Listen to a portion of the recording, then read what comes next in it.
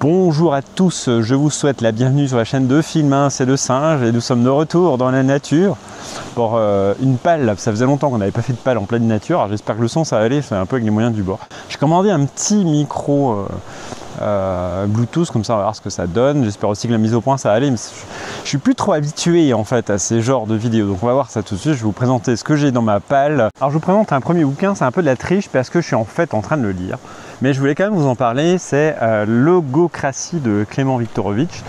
C'est Clément Viktorovitch, c'est un streamer qui fait des vidéos du coup sur YouTube aussi, et son sujet principal c'est la politique, c'est la rhétorique, etc.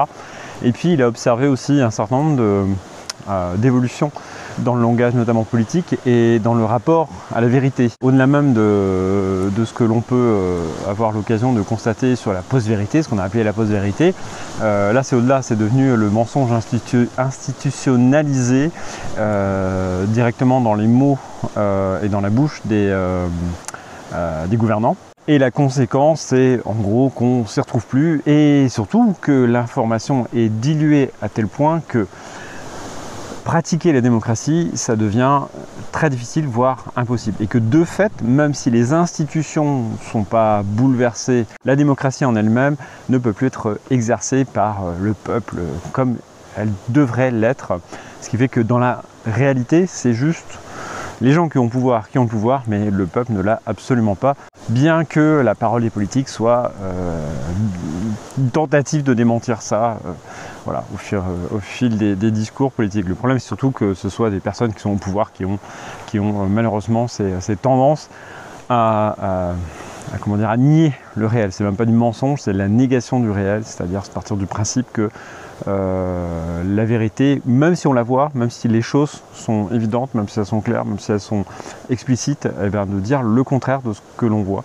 Et c'est vraiment ce penchant-là qui correspond à ce qu'est la logocratie, telle que exprimée par Clément Viktorovitch, et non pas Victor Clément, qui est un avatar de droite de Clément Viktorovitch, pour rigoler évidemment.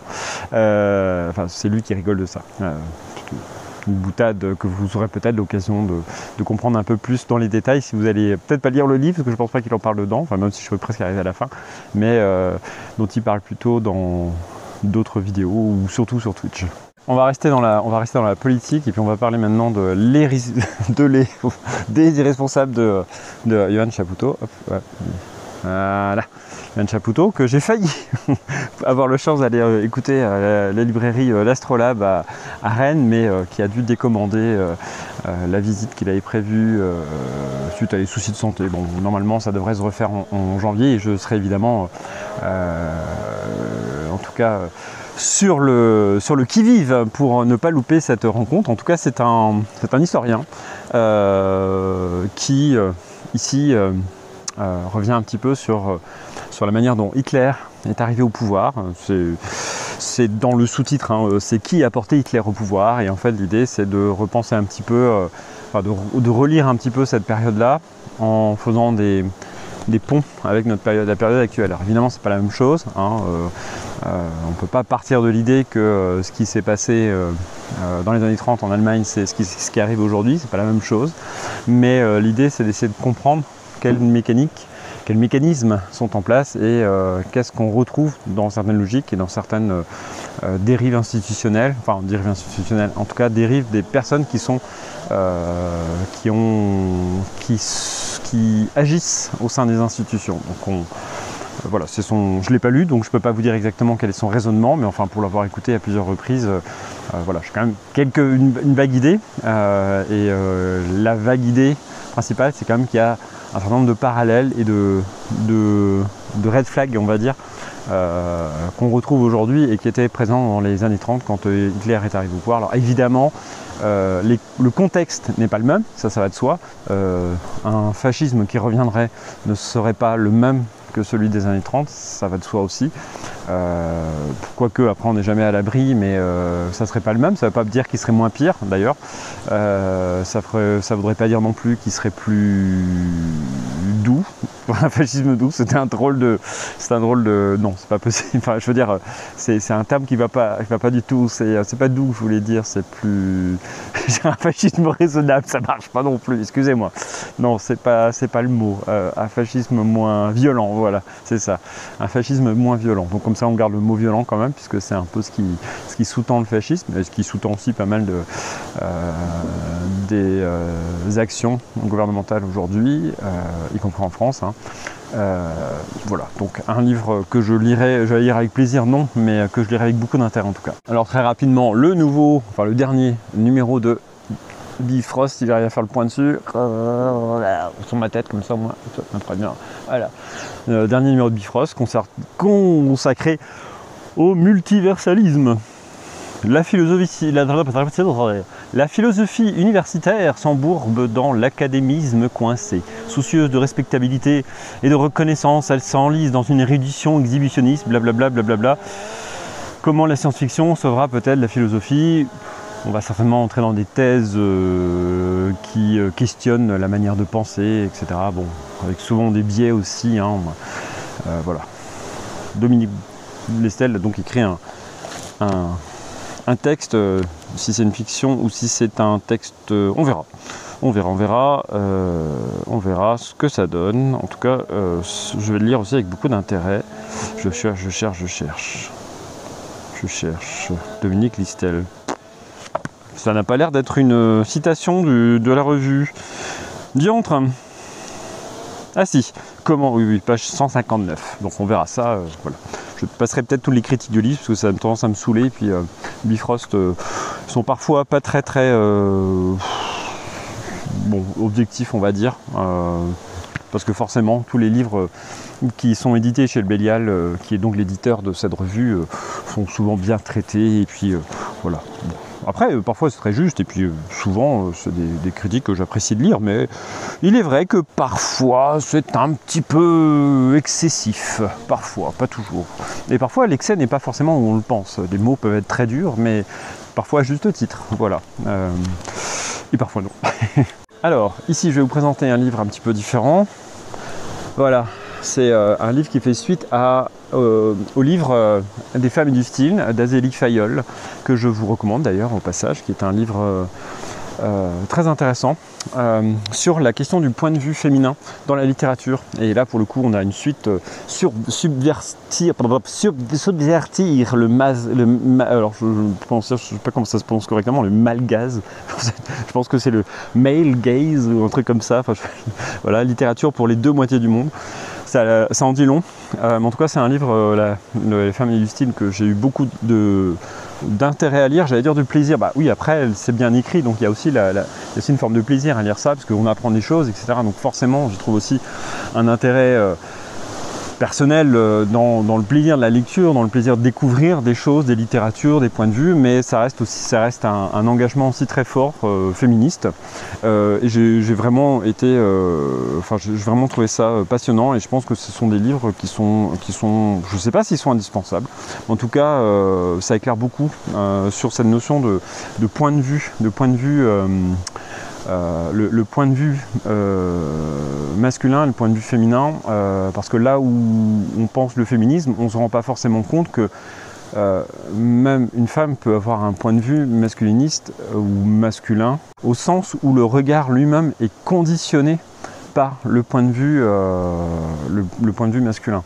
Et c'est vraiment là le biais en fait, et c'est pour ça aussi que le déséquilibre entre les hommes et les femmes est toujours très présent, et contrairement à ce que certaines personnes laissent entendre, comme quoi il y aurait une égalité de fait, et que de toute façon la question du féminisme devrait plus se poser, c'est complètement faux, parce que quand on observe justement ce regard-là, qu'on essaye de l'intégrer, de le comprendre, on voit bien à quel point le regard qu'on pense un regard féminin est souvent biaisé par justement cette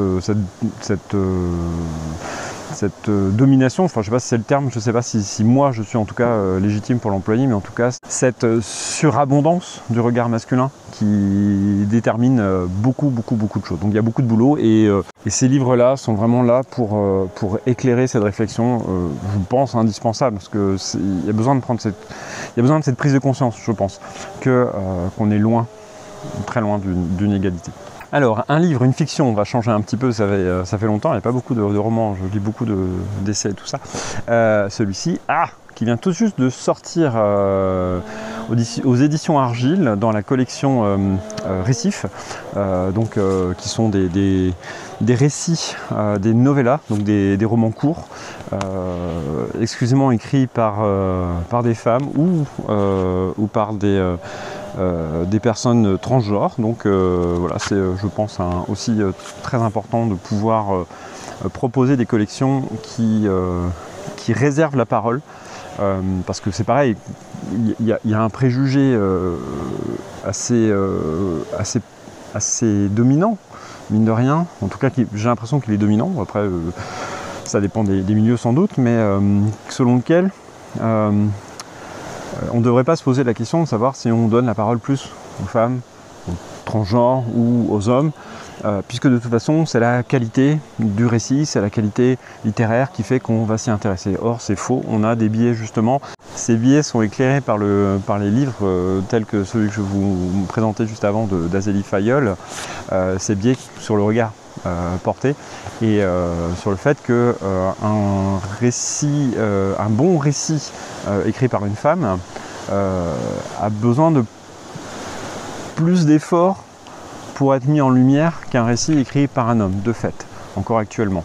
Alors, je ne sais pas, après j'ai pas étudié la question à fond, donc peut-être que c'est plus simple quand même aujourd'hui, probablement, mais je ne m'avancerai pas trop loin là-dessus, parce que j'en suis pas sûr du tout.